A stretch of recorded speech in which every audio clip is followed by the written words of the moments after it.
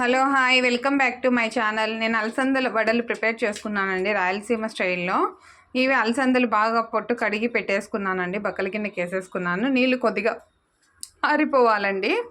అలాగే ఇక్కడ పచ్చిమిర్చి, అల్లము, తర్వాత కొత్తిమీర, కొద్దిగా ఆనియన్స్ తరిగి పెట్టేసుకున్నానండి. వీటన్నిటిని నేను రుబ్బుకుంటానండి రోట్లో. మేము ఇవన్నీ కలుపుకొని రోట్లో రుబ్బుకున్నామండి. రుబ్బుకుంటున్నామండి. అది పూర్తిగా మెదిగే లోపల నేను ఒక కడాయిలో ఆయిల్ పెట్టేసుకొని స్టవ్ ఆన్ చేసి పెట్టేసుకున్నానండి. ఆయిల్ హీట్ అవుతూ ఉంటుంది. ఇక దాంట్లో రుచికి సరిపడా సాల్ట్ అనేది వేసేసుకుందాం రండి. నేను రుచికి సరిపడా కల్లుప్పును వేసేసుకుంటున్నానండి.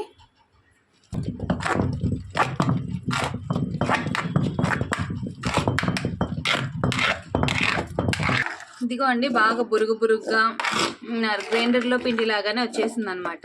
నేను కొత్తిమీర అనేది దీంట్లో పైన కలిపేసుకుంటానండి. కలిపేసుకున్నానండి.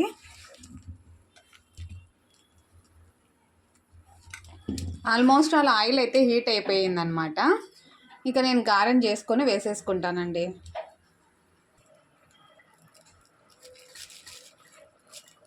మేమైతే వీటిని అలసంద వడ అంటామండి. మీ సైడ్ ఏమంటారో నాకు తెలియదు, కానీ కామెంట్ చేయండి.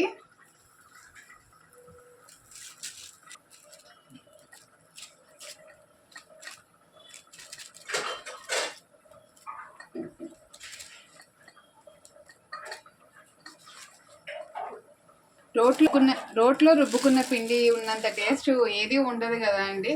గ్రైండర్ పిండి కూడా ఆ టేస్ట్ని పోటీ చేయలేదన్నమాట.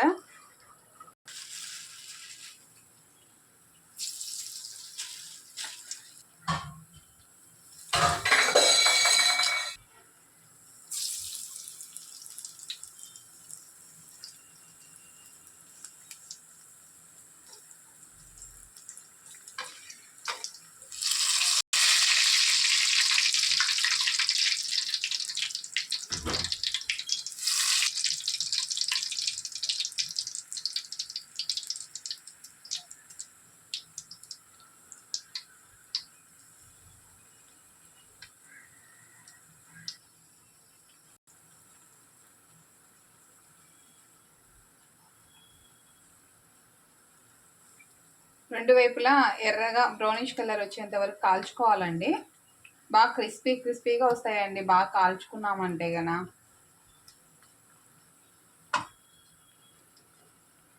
ఇవి అయ్యాయి. వీటిని నూనె వంపేసుకునేసి తీసేసుకుంటున్నామండి.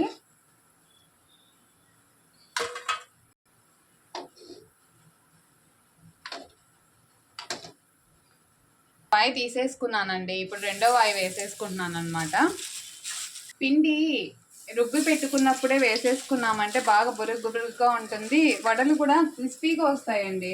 కొంచెం బొరుగు తగ్గిపోయి వేసుకున్నామంటే కనుక అంత క్రిస్పీనెస్ ఉండదన్నమాట. అందుకే పిండి ఎప్పటి కాబడితే అప్పుడు మనం ఎంత క్వాంటిటీ కావాలంటే అంత క్వాంటిటీ రుబ్బుకొని కనుక చేసుకుంటే బాగా రుచిగా ఉంటాయండి.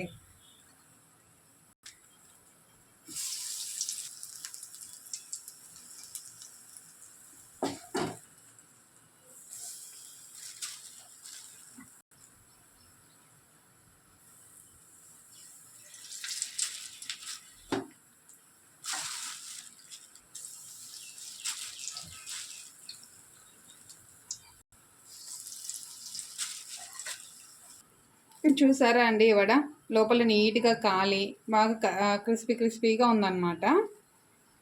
దీని కాంబినేషన్ ఏందో చూపిస్తాను రండి. చూసారా అండి, వేడి వడలు రెడీ అయిపోయాయండి. ఇక నేను వచ్చేసి నాటుకోడి పులుసు వేసేసుకున్నానండి. నేను ప్లేట్లో అయితే వేడి గారెలు సర్వ్ చేసుకుంటున్నానండి.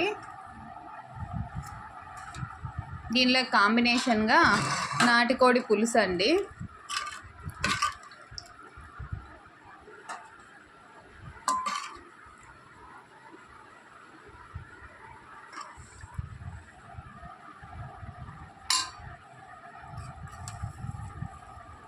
ఓకే అండి, please like, share, subscribe my channel అండి. ఈ నాటుకోడి పులుసు వేడివేడి గారెలు తింటే భలే టేస్ట్గా ఉంటాయన్నమాట.